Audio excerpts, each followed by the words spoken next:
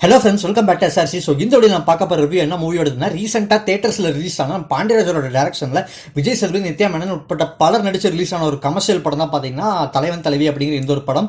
So இந்த ஒரு படம் எப்படி இருக்குது, பார்க்கலாமா வேணாமா, நல்லா இருக்கா நல்லா இல்லையா அப்படிங்கிற பற்றி ஒரு ஃபுல்லாக ரிவ்யூவாக இந்த வீடியோ நம்ம இன்ட்ரெஸ்டிங்காக பேச போகிறோம்.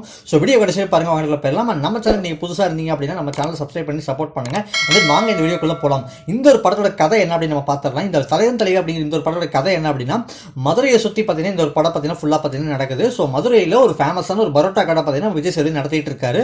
ஸோ அவருக்கு அவங்க வீடு, அவங்க ஃபேமிலி வந்து பார்த்தீங்கன்னா கொஞ்சம் பெருசு. ஸோ இந்த ஒரு ஃபேமிலி இவங்களுக்கு வந்து பார்த்தீங்கன்னா நித்யா மேனன் வந்து பார்த்தீங்கன்னா பொண்ணு கேட்டு போய் நிறைய பிரச்சனைகள் நடந்து அதுக்கப்புறம் ஒரு வழியாக இவங்க ரெண்டு பேரும் பார்த்தீங்கன்னா கல்யாணம் பண்ணிக்கிறாங்க. ஸோ ரெண்டு பேரும் குழந்தையும் பார்த்தீங்கன்னா பிறக்குது. அதுக்கப்புறம் வந்து பார்த்தீங்கன்னா இவங்க வந்து பார்த்தீங்கன்னா பிரிஞ்சிடுறாங்க. ஒரு சில ரீசன்ஸ்னால, நிறைய சண்டைகள்னால பார்த்தீங்கன்னா இவங்க குடும்பமாக பார்த்தீங்கன்னா பிரிஞ்சிடுறாங்க. ஸோ அதுக்கப்புறம் வந்து பார்த்தீங்கன்னா இவங்க ஒன்று சேர்றாங்களா இல்லையா அப்படிங்கிறத ஒரு பிளேஸில், ஒரு கோவிலில் வச்சு ஃப்ளாஷ்பேக் அந்த நரேஷன் மாற்றி மாற்றி சொல்கிறது தான் பார்த்தீங்கன்னா இந்த தலைவன் தலைவி அப்படிங்கிற இந்த ஒரு படத்தோட ஃபுல் ஸ்டோரியும்.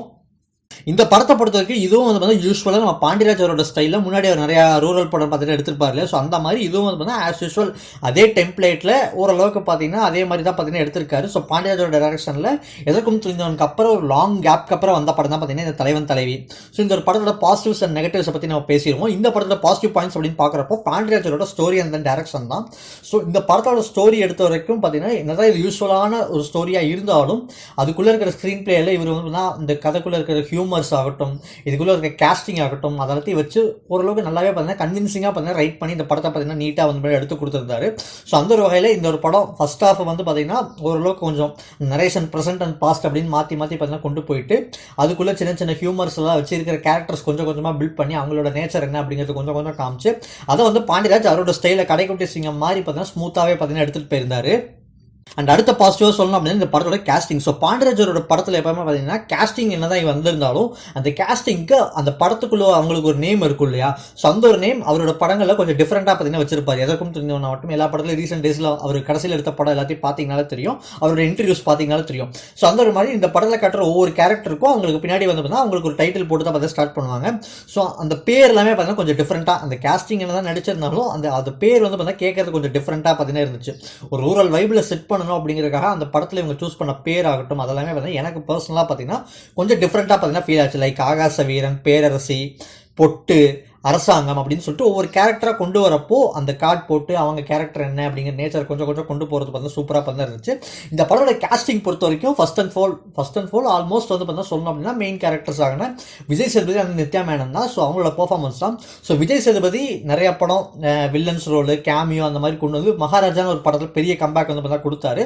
ஸோ அதுக்கப்புறம் இந்த ஒரு படம் வந்து பார்த்தா கமர்ஷியலாக இந்த மாதிரி ஒரு விஜய் சேதுபதியை நம்ம பார்த்து பல வருஷம் பார்த்தீங்கன்னா இருக்கும்.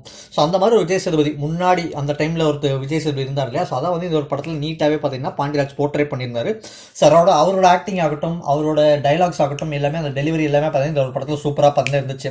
And next Nithya Menon. So Nithya Menon ஆக்டிங்கை பற்றி நான் தான் சொல்லி தெரியணும்னு இல்லை. ஸோ அவங்களோட ஆக்டிங் என்ன இருக்குது அப்படிங்கிறது ஆல்ரெடி எல்லாத்துக்கும் பார்த்தீங்கன்னா நல்லா தெரியும். அவங்களோட ரீசன்ட் மூவிஸ் ஆகட்டும் எல்லாமே செலெக்ஷன் வந்து பார்த்தீங்கன்னா படம் ஒரு சிலர் டவுன் ஆனாலும் அவங்களோட கேரக்டர்ஸ் வந்து பார்த்தீங்கன்னா சூப்பராக அவங்க சூஸ் பண்ணி நடிப்பாங்க. ஸோ அந்த வகையில் அந்த கேரக்டர் அவங்க வந்து பார்த்தீங்கன்னா ரக்கடு கேரக்டராக பார்த்தீங்கன்னா காமிச்சிருப்பாங்க. இந்த படம் ஹீரோவே ரக்கடாக இருக்கிறப்போ அவங்களும் பார்த்தீங்கன்னா ஓரளவுக்கு நல்லாவே ரக்கடான ஒரு கேரக்டராக காமிச்சது இந்த ஒரு படத்தில் கொஞ்சம் நல்லாவே பார்த்து ரசிக்கிற மாதிரி பார்த்தீங்கன்னா இருந்துச்சு.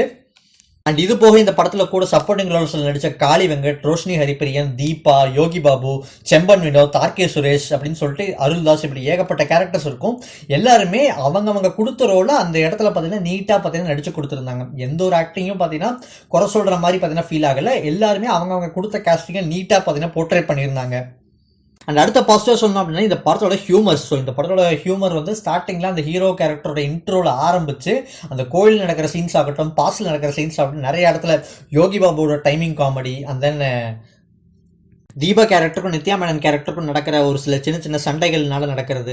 ஸோ அந்த மாதிரி ஏகப்பட்ட சீக்வன்ஸ் வந்து பார்த்தீங்கன்னா இந்த படத்தில் காமெடி வந்து பார்த்தீங்கன்னா ஓரளவுக்கு நல்லாவே பார்த்தீங்கன்னா ரசிக்கிற மாதிரி பார்த்தீங்கன்னா இருந்துச்சு. கிரிஞ்சா வந்து பார்த்தீங்கன்னா அமையில அந்த காமெடிஸ் எல்லாமே பார்க்குறப்ப நமக்கு ஓரளவுக்கு சிரிப்பு வருது, ஓரளவுக்கு பார்த்தீங்கன்னா நம்மளால கனெக்ட் பண்ணிக்க முடியுது.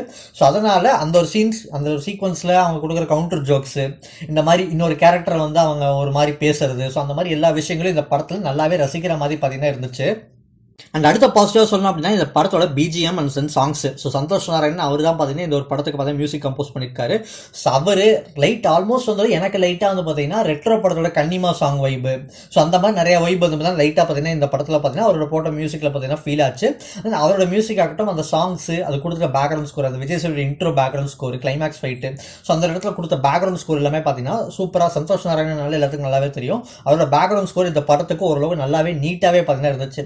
அதுக்கப்புறம் இந்த படத்தோட டெக்னிக்கல், ஸோ இந்த படத்தோட சினிமோட்டோகிராஃபி, மதுரையை சுற்றி நடக்கிறப்போ அந்த இடத்துல இருக்கிற சினிமோட்டோகிராஃபி, கடை, அந்த ஆர்ட் ஒர்க் டிசைன், அந்த கடைக்கு பின்னாடி இருக்கிற பேனருங்க, அந்த மாதிரி நிறைய விஷயங்கள் வந்து பார்த்தீங்கன்னா கொஞ்சம் நல்லாவே, கொஞ்சம் கேட்சியாக நல்லாவே பார்த்தீங்கன்னா பண்ணியிருந்தாங்க. அந்த எஃபர்ட் போட்டு பண்ணியிருக்காங்க அப்படிங்கிறது கிளியராகவே பார்த்தீங்கன்னா தெரியுது. அண்ட் அடுத்த பாசிட்டிவாக சொல்லணும்னா இந்த படம் ஓரளவுக்கு பார்த்தீங்கன்னா கொஞ்சம் நம்பகத்தன்மையோட பார்த்தீங்கன்னா எடுத்திருப்பாங்க. லைட்டாக என்ன சொல்கிறது, நிறையாவோட ஃபேமிலியில் நடக்கிற ஒரு ஸ்டோரி, ஒரு நிறைய ஃபேமிலியில் நம்ம பார்க்காத ஒரு சில விஷயங்கள், அதை கொஞ்சம் சர்க்காஸ்டிக்கான ஸ்டைலில் கொஞ்சம் நல்லாவே பார்த்தீங்கன்னா மூவ் பண்ணி கொடுத்தது இந்த ஒரு படத்துக்கு பார்த்தீங்கன்னா ஒரு நல்ல பாசிட்டிவாக பாயிண்ட்டாக பார்த்தீங்கன்னா சொல்லலாம். அண்ட் இவ்வளோ தான் பார்த்தீங்கன்னா இந்த படத்தோட பாசிட்டிவ் பாயிண்ட்ஸ். அண்ட் இதுக்கப்புறம் வந்து பார்த்தீங்கன்னா இந்த படத்தோட நெகட்டிவ் பாயிண்ட்ஸை பற்றி நான் ஸ்டார்ட் பண்ணுறேன். ஸோ இந்த ஒரு படத்தோட நெகட்டிவ் பாயிண்ட்ஸ் என்ன அப்படின்னு கேட்டிங்கன்னா, ஃபர்ஸ்ட் நெகட்டிவ் எனக்கு சொல்லலாம் அப்படின்னா, இந்த படத்தில் ஒரு ஸ்டேஜுக்கு மேலே கடைக்குட்டி சிங்கம் இந்த ஒரு படத்துல எல்லாம் எத்தனையோ பிரச்சனைகள் நடந்திருக்கும். அந்த பிரச்சனையை வந்து கடைசியில் ஒரு இடத்துல ஸ்டேஜ் பண்ணி ஒரு பஞ்சாயத்து நடக்கும். ஸோ அந்த மாதிரி இந்த ஒரு படத்துலேயே பார்த்தீங்கன்னா பஞ்சாயத்து நடக்கும். ஸோ அந்த ஒரு சீக்வன்ஸில் வந்து பார்த்தீங்கன்னா நிறைய விஷயங்கள் பார்த்தீங்கன்னா கொஞ்சம் அன்கம்ஃபர்டபுளாக, கொஞ்சம் இன்கன்வீனியன்ட்டாக பார்த்தீங்கன்னா இருந்த மாதிரி தான் பார்த்தீங்கன்னா ஃபீல் ஆச்சு. லைக் என்ன சொல்கிறது, இவங்களோட பிரச்சனையை தீர்க்கிறப்போ என்ன சொல்லணும்னா ரெண்டு சைடு தப்பு இருக்குது. ஸோ அந்த மாதிரி தான் பார்த்தீங்கன்னா படத்தில் காமிச்சிருப்பாங்க. ஸோ ரெண்டு சைடு தப்பு இருக்குது. அண்ட் இந்த கேரக்டர் ஹீரோயினோட அம்மாவாகட்டும், ஹீரோவோட அம்மா தென் ஹீரோட தங்கச்சி, இவங்களால தான் பார்த்தீங்கன்னா இந்த ஃபேமிலியே பார்த்தீங்கன்னா கொஞ்சம் டிவைட் ஆகி பிரிஞ்சிருப்பாங்க. ஸோ அந்த ஒரு சண்டைனால தான் பார்த்தீங்கன்னா இவங்க எல்லாருமே பார்த்தீங்கன்னா பிரிஞ்சிருப்பாங்க. ஸோ அந்த பஞ்சாயத்து சீன்ஸ்னு வரப்போ நம்ம ஹீரோ கேரக்டர், அவங்க அம்மா கேரக்டர் வந்து தப்பு பண்ணுறாங்க அப்படிங்கிறது எல்லாமே ஒத்துக்கிட்டாலும் அந்த ஒரு இடத்துல வந்து அந்த கேரக்டர் வந்து லைட்டாக வந்து நிறைய விஷயங்கள் மிஸ் பண்ணுற மாதிரி தான் இருக்குது. லைக் பிரச்சனைக்கான சொல்யூஷன் அவங்க ஒன்று சேரணும், அவ்வளோதான். ஸோ அந்த இடத்துல இந்த ப்ராப்ளம் சால்வ் ஆக வந்து இந்த ப்ராப்ளம் பெருசாகிட்டே போகும். அந்த இடத்துல இந்த கேரக்டர் வந்து லைட்டாக வந்து அவங்க அம்மா பண்ணுறது தப்பு தான் அப்படின்னு என்ன தான் சொன்னாலும் அதுக்கப்புறமும் அந்த கேரக்டர் வந்து பார்த்தீங்கன்னா லைட்டாக திருந்தாத மாதிரி தான் காமிச்சிருப்பாங்க. லைக் தீபா கேரக்டர் எடுத்துக்கோங்க, விஜய் சேதுபதி அம்மாவை அவங்க தான் நடிச்சிருப்பாங்க. ஸோ அந்த ஒரு கேரக்டர் வந்து அந்த ஒரு கேரக்டர்னால 1008 பிரச்சனை வரும் இந்த படத்தில். ஸோ அந்த ஒரு பிரச்சனையால தான் அவங்க எல்லாரும் பார்த்தீங்கன்னா பிரிவாங்க. ஸோ அப்படி இருக்கிறப்போ அந்த கேரக்டர் வந்து கடைசியில் அப்படி சொன்னாலும் அந்த பிரச்சனையை வந்து ஒத்துக்க மாட்டாங்க. அது திருப்பி அவங்க சொல்கிற விஷயத்துக்கு விஜய் சேதுபதி வந்து பார்த்தீங்கன்னா ஹீரோ கேரக்டர் வந்து அவங்க சொல்கிறது கரெக்டு தான் அப்படிங்கிற மாதிரி பார்த்தீங்கன்னா ஒரு பாயிண்ட்ல மூவ் பண்ற மாதிரி இருக்கும். பிளஸ் ஒரு சில சீக்வன்ஸ்க்கு அவங்க சொல்றதுக்கு அதுக்கு ரீசனபிளே இல்லாம வேற ஒரு பாயிண்ட் மூவ் பண்ணி டைவர்ட் பண்ண மாதிரி ஃபீல் ஆகும். ஸோ அந்த ஒரு கேரக்டரோட மிஸ்டேக்ஸ் எல்லாமே பார்த்தீங்கன்னா லைட்டாக ஜஸ்டிஃபை பண்ற மாதிரி ஒரு ஃபீல் தான் பார்த்தீங்கன்னா அந்த ஒரு சீக்வன்ஸ்ல கொடுத்துச்சு. பட் இது ஒரு கமர்ஷியல் படம். ஸோ இந்த ஒரு விஷயங்களை யாருமே பெருசா பார்த்தீங்கன்னா நோட் பண்ண மாட்டாங்க. அந்த நெக்ஸ்ட் மைனஸாக சொல்லணும் அப்படின்னா இந்த படத்தில் ஸ்க்ரீன் பிளே வந்து பார்த்தீங்கன்னா லைட்டாக வந்து பார்த்தீங்கன்னா எனக்கு லைட்டாக பார்த்தீங்கன்னா பெருசாக வந்து ஃபீல் ஆகலை. லைக் என்ன சொல்கிறது, ஃபர்ஸ்ட் ஹாஃப்ல இந்த கதை மூவ் ஆகிறப்போ லைட்டாக வந்து ஒரு ஃப்ளோவோ எதுவுமே இல்லாமல், ஒரு கிரிப் இல்லாமல், ஒரு நார்மலாக ஒரு ஃப்ளாலெஸ்ஸான ஒரு ரைட்டிங் மாதிரி தான் பார்த்தீங்கன்னா ஃபீல் ஆச்சு. அந்த ஃபர்ஸ்ட் ஹாஃப் மூவ் பண்ணுறதாகட்டும், அது வந்து ஒரு அட்டாச்சாக நம்மளை வந்து அட்டாச் பண்ணாத மாதிரி பார்த்தா லைட்டாக பார்த்தா ஃபீல் ஆச்சு. பட் அதுக்கப்புறம் ஓரளவு கன்வின்சிங்காக அந்த படத்துக்குள்ளே நம்ம கிரிப்பாக போகிற மாதிரி பார்த்தீங்கன்னா லைட்டாக ஃபீல் ஆச்சு. அந்த ஒரு ஜோனுக்குள்ளே வரப்போ அந்த படம் ஓரளவு நமக்கு லைட்டாக பார்த்தீங்கன்னா புரியுற மாதிரி பார்த்தீங்கன்னா இருந்துச்சு. ஸோ அதுக்கப்புறம் இன்னொரு மைனஸ் என்ன அப்படின்னா, இந்த படத்தில் ஏகப்பட்ட கேரக்டர்ஸ் இருக்கு. அந்த கேரக்டர் எல்லாமே பார்த்தீங்கன்னா அந்த ஒரு இடத்துல அந்த பிரச்சனைனால ஒரே இடத்துல அந்த கோயிலில் பார்த்தீங்கன்னா ஒன்றா இருப்பாங்க. ஸோ அதுக்கப்புறம் நிறைய பேர் வெளியிலேருந்து பார்த்தீங்கன்னா ஹீரோ அடிக்கிறதுக்காக பில்டப் கொடுத்து பயங்கரமாக ஆளுங்கள்லாம் பார்த்தீங்கன்னா வருவாங்க. கடைசியில் ஒரு ஃபைட்டு கூட நடக்கும். அந்த ஒரு ஃபைட்லாம் இந்த ஒரு படத்துக்கு பார்த்தீங்கன்னா பெருசாக பார்த்தீங்கன்னா தேவையே கிடையாது. அந்த ஆர்கே சுரேஷ் அந்த விஜய் சேதுபதி இவங்களுக்குள்ளே ஏதோ ஒரு பிரச்சனை இருக்கிற மாதிரி பார்த்தீங்கன்னா சொல்லிட்டே இருப்பாங்க. அந்த பிரச்சனை என்னங்கிறத வச்சு பார்த்தீங்கன்னா வேணுன்ட்டே பார்த்தீங்கன்னா மற்ற விஷயங்கள் எல்லாமே கொஞ்சம் கொஞ்சம் ரிவீல் பண்ண ஆரம்பிச்சாலும் அவங்க பிரச்சனை என்னங்கிறத வந்து கொஞ்சம் பில்டப் கொடுத்து இவங்களுக்கு என்ன அப்படி பெரிய பிரச்சனையா இருக்கும் அப்படிங்கிறத வந்து இப்போ கடைக்குட்டி சிங்கம் எடுத்துக்கிட்டீங்கன்னா கார்த்திக்கும் அந்த வில்லன் கேரக்டருக்கு ஒரு பிரச்சனைங்கிறத ஒரு வாயிலே சொல்லிடுவாங்க. அவங்க வந்து இந்த மாதிரி ஸ்கூல்ல வந்து பார்த்தீங்கன்னா இந்த மாதிரி சண்டை போட்டு பிரிஞ்சுட்டாங்க, அது வரைக்கும் ஃப்ரெண்ட்ஸாக இருந்தவங்க அப்படிங்கிற மாதிரி சொல்லிடுவாங்க. பட் இதில் அந்த மாதிரி சொல்லாமல் அந்த கேரக்டருக்கு என்ன பிரச்சனை இருக்கும் அப்படின்னு சொல்லி பில்டப் கொடுத்து கடைசியில் ஒன்றுமே இல்லாத மாதிரி பார்த்தீங்கன்னா ஆக்கிற மாதிரி தான் பார்த்தா ஃபீல் ஆச்சு. ஸோ இந்த மாதிரி சின்ன சின்ன குறைகள் வந்து பார்த்தீங்கன்னா இந்த படத்தில் இருக்கு.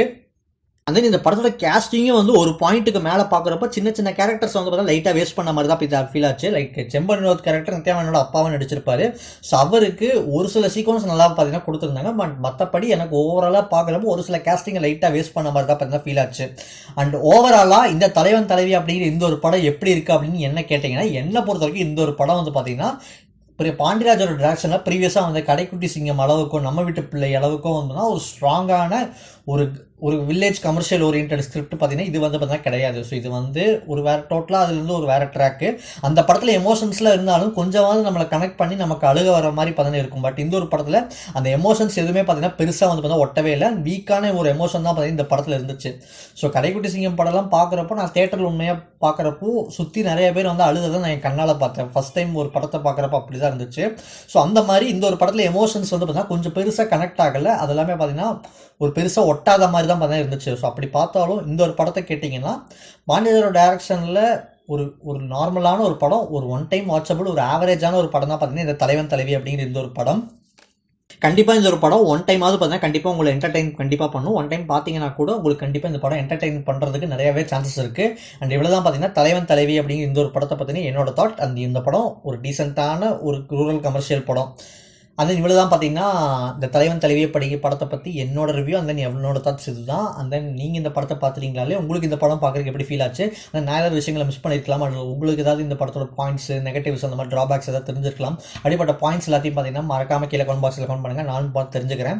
இந்த வீடியோ உங்களுக்கு பிடிச்சிருந்தா லைக் பட்டன் கொடுத்து நீங்கள் லைக் பண்ணுங்கள். அண்ட் உங்கள் 4 ஃப்ரெண்ட்ஸுக்கு நீங்கள் ஷேர் பண்ணணும் இந்த வீடியோ இன்னும் 4 பேர் நான் ஷேர் பண்ணணும் அப்படின்னு நினைச்சீங்க அப்படின்னா ஷேர் பட்டனை கொடுத்து உங்கள் 4 ஃப்ரெண்ட்ஸுக்கு நீங்கள் ஷேர் பண்ணுங்கள். வாட்ஸ்அப், இன்ஸ்டாகிராமில் ஷேர் பண்ணுங்கள். அவங்களும் பார்த்து சப்ஸ்கிரைப் பண்ண சொல்லுங்கள். அண்ட் தென் மறக்காமல் நம்ம சேனல் ஸ்டார் கிரியேஷன்ஸ் சேனலுக்கு கீழே இருக்கிற சப்ஸ்கிரைப் பட்டன் இருக்கும், அதை கூட சப்ஸ்கிரைப் பண்ணிக்கோங்க. அப்படியே பக்கத்தில் பெல் ஐக்கான் இருக்கும், அதையும் கிளிக் பண்ணிக்கோங்க. அப்போ உடனுக்குடன் நோட்டிஃபிகேஷன்ஸ் வரும்.